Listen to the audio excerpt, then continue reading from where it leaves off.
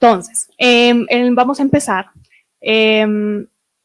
poniéndonos en contexto, ¿sí? Entonces, vamos a empezar por definir cuáles son las etiologías de las lesiones por presión en pacientes bajo ventilación mecánica. Entonces, encontramos dos etiologías. La que se produce por presión, ¿sí? Donde la presión comprime los tejidos y puede deformar la piel, y adicionalmente a eso, las máscaras, tubos y cánulas de traqueostomía promueven una fuerza perpendicular hacia la superficie de la piel, provocando así una lesión por presión. El otro mecanismo es el cizallamiento.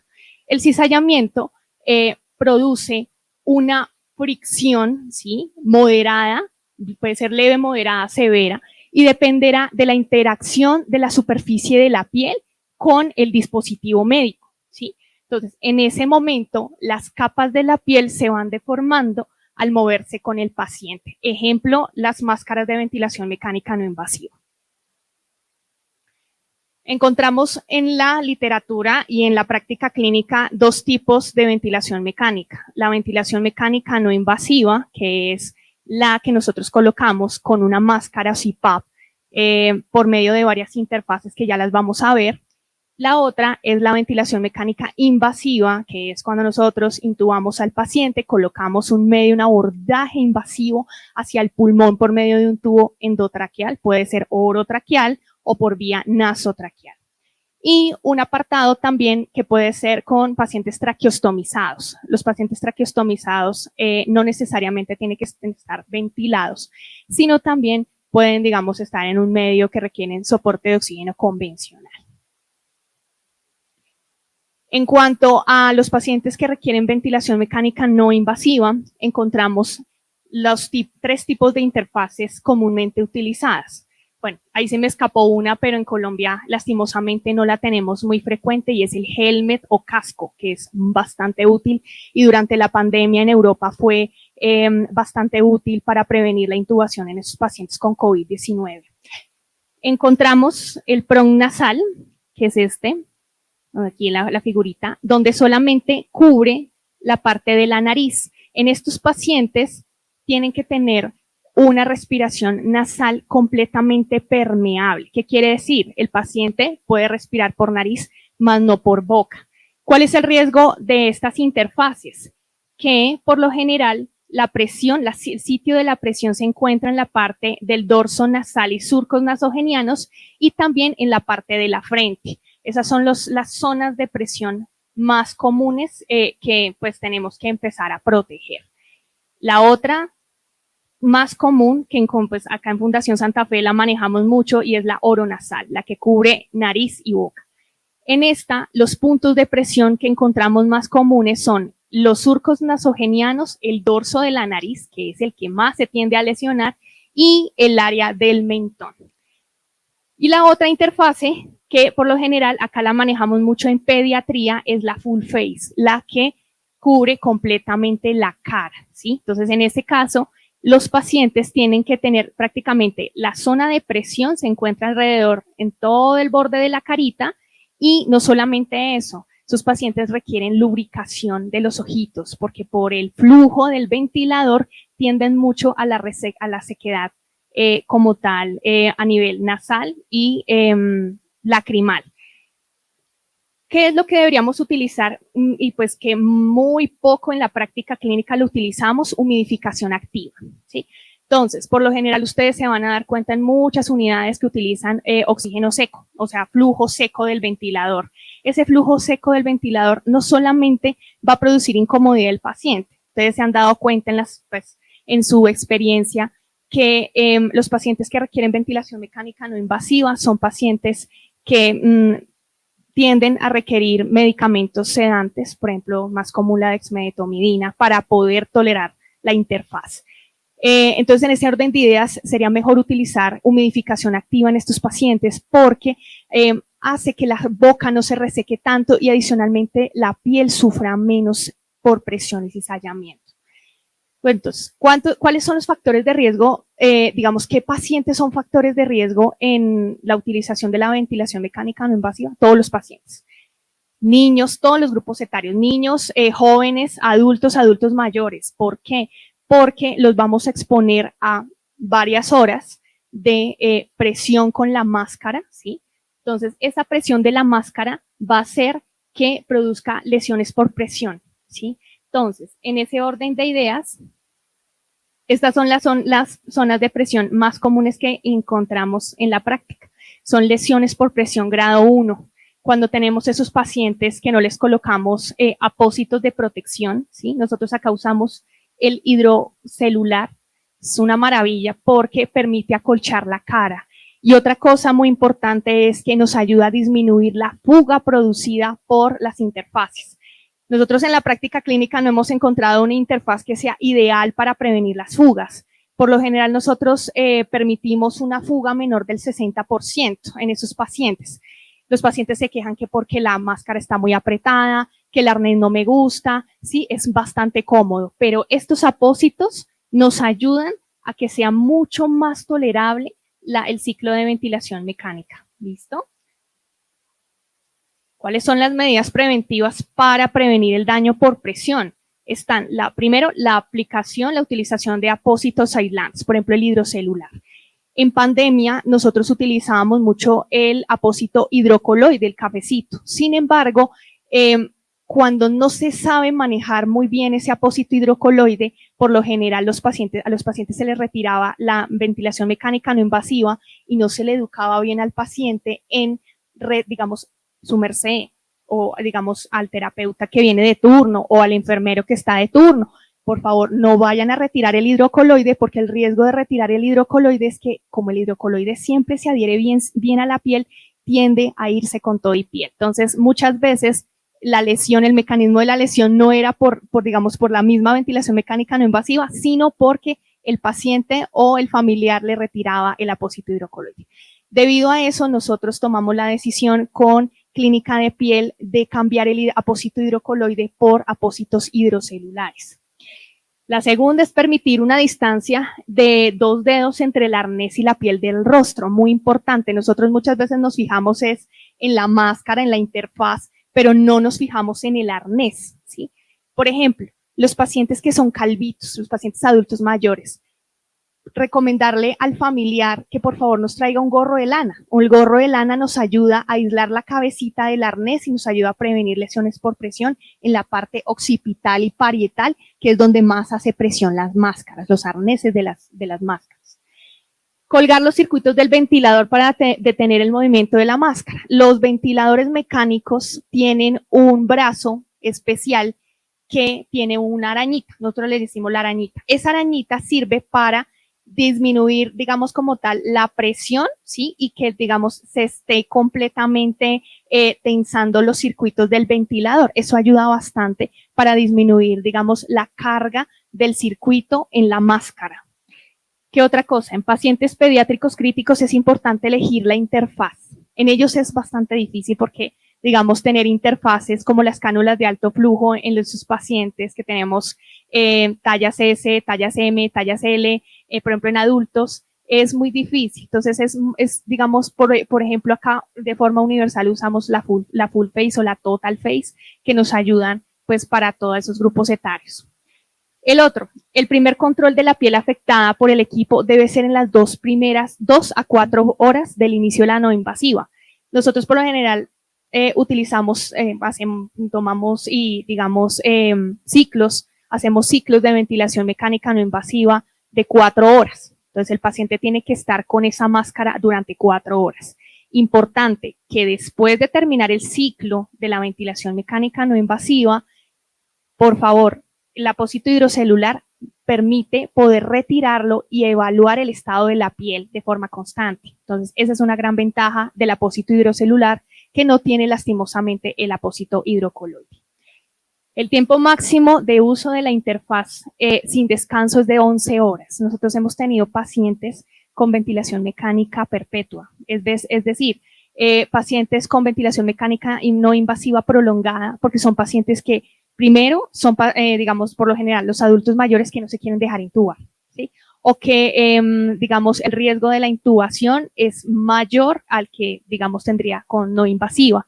Entonces, los pacientes van a tener horas y horas y horas puesta la máscara y se le van a permitir horas de descanso. Digamos, uno les hace switch a cánula de alto flujo o a máscaras de no reinhalación. En ese orden de ideas, ese sería el tiempo perfecto para evaluar el estado de la piel. Si tenemos un paciente que requiere mayor a 12 horas de ventilación mecánica no invasiva, digamos como tal prolongada, es un paciente que es candidato a rotar las interfaces, ¿sí? Ojo con eso. Podríamos utilizar, si estamos con una full face, una oronasal, podemos pasar a una total face. Si es un paciente que tiene previo antecedente de lesiones por presión en cara, es un paciente que es candidato a helmet o casco, ¿sí? Si lo tienen en sus instituciones. Háganlo porque es una interfaz bastante buena. Los apósitos, digamos, después de las 24 horas no tienen el daño. Por eso es necesario realizar el cambio de la interfaz, rotar la interfaz.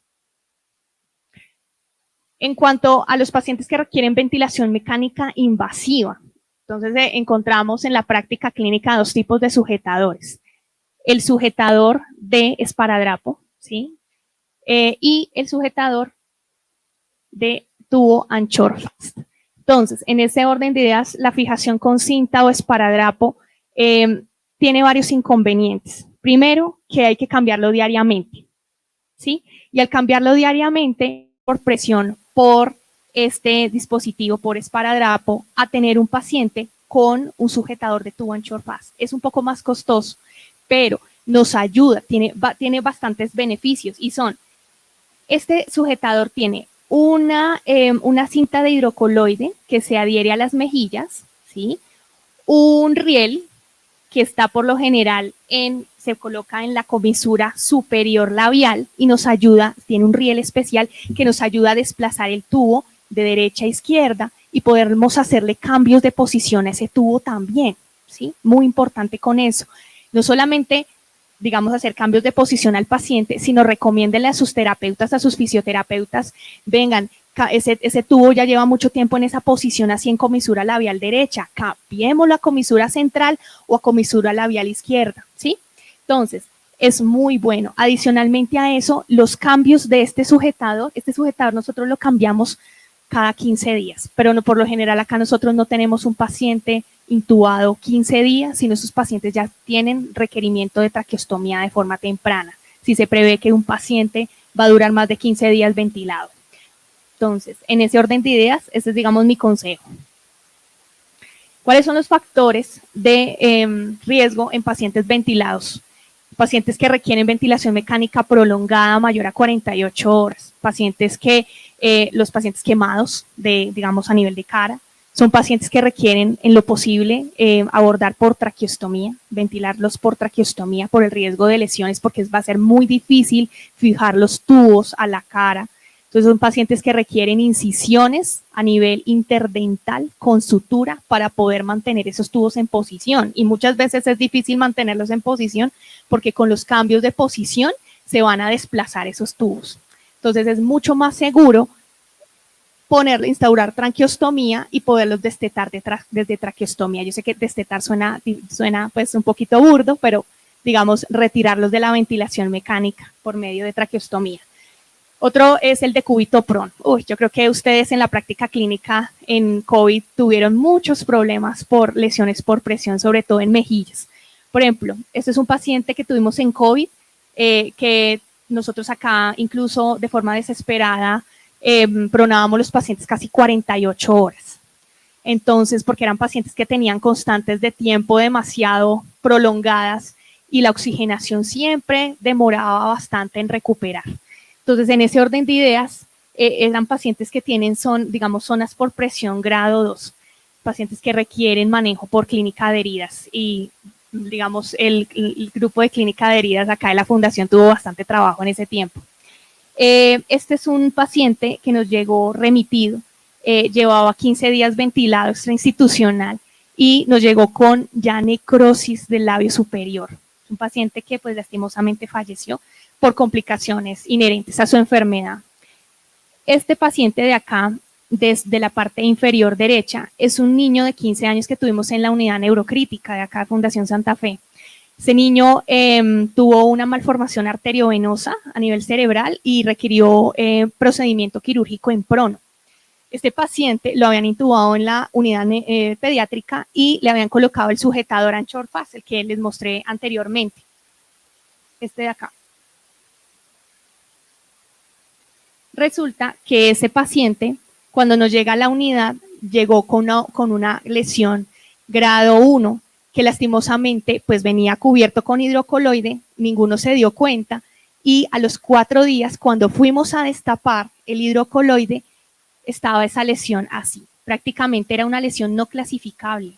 Era tanto el grado de la lesión que lastimosamente prácticamente podía, o sea, se veía la encía por encima del labio. Ese paciente requirió manejo quirúrgico por cirugía plástica para poderle, digamos como tal, arreglar ese daño. Entonces eso es prácticamente un daño, un evento potencialmente reportable. Entonces mucho cuidado con los pacientes que les lleguen remitidos y los pacientes que tengan apósitos, revisar muy bien, ¿vale? ¿Qué otra cosa? Otros pacientes que tienen factor de riesgo, pacientes inmunocomprometidos o inmunosuprimidos, que son esos pacientes que también que requieran ventilación mecánica prolongada. Y los pacientes que tienen lesiones previamente en piel, como lo acabamos de ver. ¿Cuáles son las recomendaciones con estos pacientes? Pacientes que se prevean que vayan a, digamos, a durar con ventilación mecánica invasiva prolongada mayor a 48 horas. Nosotros tenemos acá una paciente que tiene tuberculosis pulmonar, incluso la tenemos ventilada en este momento en la unidad del 4º piso. Es una paciente que lleva con nosotros 8 días ventilada. En ese orden de ideas, nosotros fuimos bastante precavidos de colocarle previamente al sujetador apósitos de hidrocelular. Esos apósitos hidrocelulares nos ayudan a acolchar el hidrocoloide.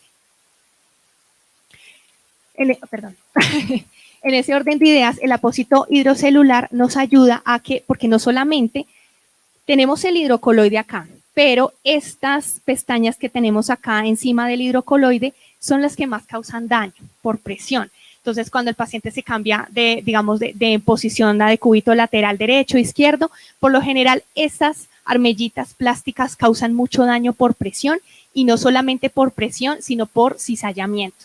Entonces, por favor, mucho cuidado de prever esas cositas y colocarles almohadillados previo a colocar los sujetadores de tubo. Y no solamente eso, si, digamos, requieren sujetar con esparadrapo digamos, los tubos endotraqueales, la literatura recomienda colocar apósitos de gasa alrededor del tubo, ¿sí? Colocar encima el esparadrapo y colocar espumas o gasa digamos, debajo del esparadrapo para prevenir, digamos, lesiones por presión en esos puntos donde, digamos, pueda haber mayor presión debido a los cambios de posición o a las, digamos, a las intervenciones que se realice con el paciente, ¿sí?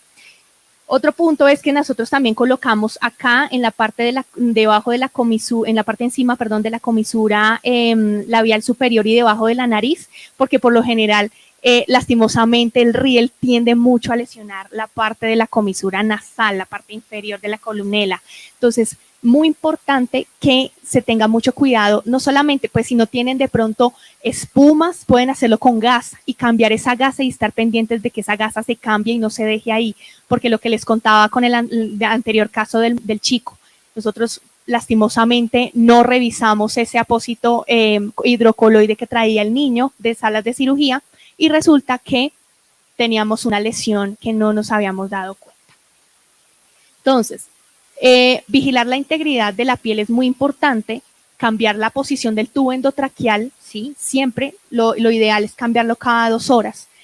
Muy importante, otra cosa es utilizar vaselina en los labios. La vaselina, no vayan a utilizar, por favor, es una recomendación personal. A nosotros nos pasó en pandemia que utilizábamos mucho chapstick. Y el chapstick tiende a formar muchos cueritos sueltos en la parte labial y cuando, digamos, como el paciente no puede, pues obviamente beber líquidos, ni se le está humedeciendo la boca, entonces en el momento de retirar esos cueritos con una gasa húmeda, pasaba que nosotros nos llevábamos los cueritos y los pacientes sangraban y por lo general los pacientes de COVID pues eran pacientes coagulopáticos, ¿sí? Entonces, en ese orden de ideas, lo ideal es usar vaselina. Y si tienen pacientes con cueritos que sea muy difícil de retirar, utilicen la vaselina, que la vaselina les va a ayudar a hacer posiblemente un debridamiento digamos, químico en ese orden de ideas para que puedan después retirar esos cueritos. ¿Listo? Y lo que les contaba anteriormente, en pacientes con quemadura importante, no solamente pues de, digamos, en cara, y también de pronto en vía aérea, recomendar la traqueostomía. Los cuidados de piel en paciente traqueostomizado. ¿Cuáles son los factores de riesgo de estos pacientes? Todos los pacientes traqueostomizados tienen factor de riesgo para lesiones por presión en área periostomal. Muy importante eso. Y no solamente en área periostomal, sino adicionalmente alrededor del cuello. Nosotros muchas veces en la práctica clínica tenemos fijadores de traqueostomía. En otros hospitales tienen cintas, usan cintas de esas de tela bonitas que se les coloca, otros cordones. No importa lo que utilicen. Lo importante es que primero el cordón de la traqueostomía, ustedes puedan pasar 2 dedos por debajo para que no quede completamente macerada la piel ni apretada, sobre todo en los pacientes edematizados y obesos que tienden mucho más a lesionarse, ¿sí? Y adicionalmente a eso, siempre procurar colocar gasas, ¿sí? Por debajo de las aletas y de la traqueostomía. Muy importante eso. Y siempre vigilar la, digamos, la integridad del área periostomal, siempre muy importante. Eso no debería ser solamente trabajo de terapia respiratoria ni fisioterapia, sino también de enfermería, ¿listo? Que estén trabajando mancomunadamente y si en sus, digamos, sitios de trabajo pueden hacerlo, hagan un plan de cuidado mancomunado para poder prevenir esas lesiones que acabamos de ver. ¿Cuáles son las señales de alarma de que un paciente puede, digamos, tener una lesión por presión en traqueostomía, en área periostomal? Por ejemplo, el estómago irritado, va a ser un estómago que ustedes vean irritado. Por lo general, en los pacientes que requieren máscaras nebulizadas de traqueostomía, la humedad tiende mucho a producir irritación, ¿sí? Entonces, por eso es que también se coloca la gasita para prevenir esa maceración que se produce por la aleta de la traqueostomía en la parte como tal del cuello. También, ya digamos lo que no debería pasar, aparición de granulomas. Ya cuando el estómago está tan irritado van a aparecer granulomas, ¿sí? Que es como lo que vemos acá en esta parte inferior, que ya este paciente tiene un granuloma acá y ya digamos es hora de pedir ayuda a un experto, ¿sí? En este caso nosotros le pedimos ayuda a Clínica de Heridas o Cuidado de Piel. Lo otro y muy común que sucede en la práctica clínica es la rasgadura del estómago. ¿Por qué se produce la rasgadura del estómago? Debido a que nosotros no liberamos digamos, el peso del circuito del ventilador mecánico en los pacientes traqueostomizados ventilados y la tracción que, digamos, produce el circuito hace que el estómago se vaya rasgando. Entonces, en ese orden de ideas, nosotros lo que por lo general debemos hacer es afrontar esa rasgadura. Nosotros acá la afrontamos con hidrocoloide, ahí sí nos funciona el hidrocoloide, pero mucho ojo con esto. Muchas veces mis compañeros se asustan de ver el hidrocoloide que ya está como que se ve feíto, como que no, déjenlo ahí. El hidrocoloide se retira cuando ese se retira solito, ese ya sale solito. No hay necesidad de retirarlo, porque si lo retiramos en un paciente que tiene rasgadura ya en el estómago, va a producir que peor le vamos a aumentar el daño, ¿sí? Entonces, en ese orden de ideas, lo más seguro es o afrontarlas, ¿sí? De forma con un apósito, o en este caso, llamen a cirugía, ¿sí? Para que les pueda colocar un puntico para ese estómago, o si el paciente se puede destetar pronto del ventilador mecánico, háganlo para disminuir, digamos, ese riesgo de rasgadura. Y otra cosa muy común, el exudado en área periostomal. El exudado en área periostomal son pacientes que son súper hipersecretores, son pacientes que por lo general tienden a tener muchísimo lago orofaringio y que, digamos, no son capaces de manejar y tragar la saliva. Esos pacientes tienden a tener muchísima secreción en la parte superior del balón del neumotaponador de la traqueostomía y eso hace que también fugue al área periostomal. Ese exudado hace también que se irrite el estómago. Entonces, por lo general, nosotros tenemos unos apósitos bastante útiles, que son el apósito hidrófilo polimem y el apósito Mepilex. Esos apósitos son de bastante ayuda. ¿Por qué? Porque, por ejemplo, en el apósito, digamos, polimem, el que usamos muy comúnmente acá, ayuda a absorber exudados, ¿sí? Y secreciones de alto volumen. Y adicionalmente a eso nos ayuda a ayudar a cicatrizar y a disminuir los enrojecimientos y las irritaciones de esos estomas. Y el apósito bueno, lo otro de la bondad del hidrófilo polímer es que no tenemos que estarlo cambiando continuamente en cada terapia, sino que se cambia cuando ya está bastante saturado este apósito, ¿sí? En relación al apósito Mepilex, este apósito es muy bueno, porque tiene plata. Entonces, este apósito ayuda a que no solamente absorba el exudado, sino adicionalmente nos ayuda a digamos, a granular y a mantener el estado íntegro de ese estoma. Las bondades de estos dos apósitos adicionalmente es que nos ayudan a poder levantarlo, ¿sí? Y evaluar cómo está el estado del estómago. ¿Listo? Esta es la curación ideal de un paciente traqueostomizado, ¿sí? Entonces, formar una camisita de gasa o una camisita de apósito para ayudar a disminuir la lesión. Gracias.